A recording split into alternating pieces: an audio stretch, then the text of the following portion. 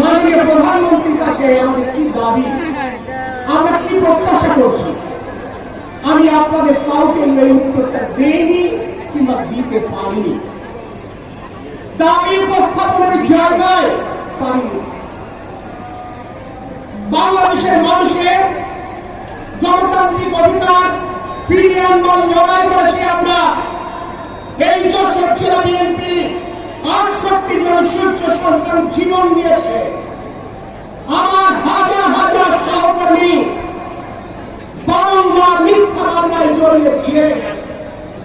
সারা বাংলাদেশে যখন মাত্র কয়েকটি ইউনিট রাজপথ ধরে রাখতে পেরেছে, তার মধ্যে যশোর ছিলেন অন্যতম। কিন্তু নির্বাচনী ভাষায় আমরা আশাব্যঞ্জক ফল প্রদান করতে পারি।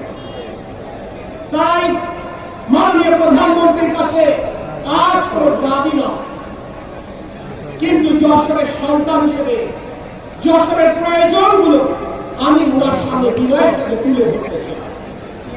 বিগত 19 বছর যাবৎ ফ্যাসিস্ট সরকার এবং পরবর্তী অন্তর্বর্তীকালীন সরকারের জামানায় যশোরের গ্রামীণ অবকাঠামোর কোনো উন্নয়ন হয়নি। পাকা রাস্তা থেকে যদি গ্রামের কোন একটি রাস্তায় কয়েক কদম হেঁটে যাওয়া হয়, সেই রাস্তা চলাচলের অনুপযোগী হয়ে গেছে। যশোর পৌরসভা, যে পৌরসভা আমি জন্মগ্রহণ করেছি, যে পৌরসভা আমি বড় হয়েছি, পড়ালেখা করেছি, সেই পৌরসভা কোনদিন পানির নিচে তলিয়ে যাবে এটি কোনদিন ভাববার সুযোগ হয়নি। অথচ আজ অল্প বৃষ্টিতে যশোর পৌরসভার বিস্তীর্ণ এলাকা জলবদ্ধতায় নিমজ্জিত হয়ে গেছে।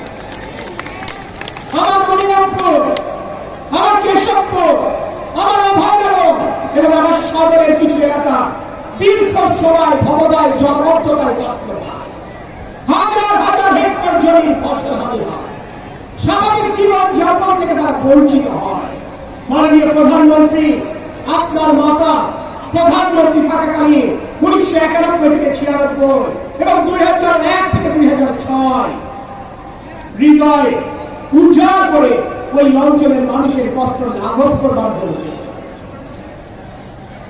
ব্যাপক স্থলবন্ধ, সর্ববৃহৎ স্থলবন্ধ, সবচাইতে বেশি রাজস্ব এখান থেকে আমরা দেই সরকারকে, কিন্তু কাঙ্ক্ষিত উন্নয়নের ছোঁয়া আজও বেনাপোল স্থলবন্দরে লাগেনি।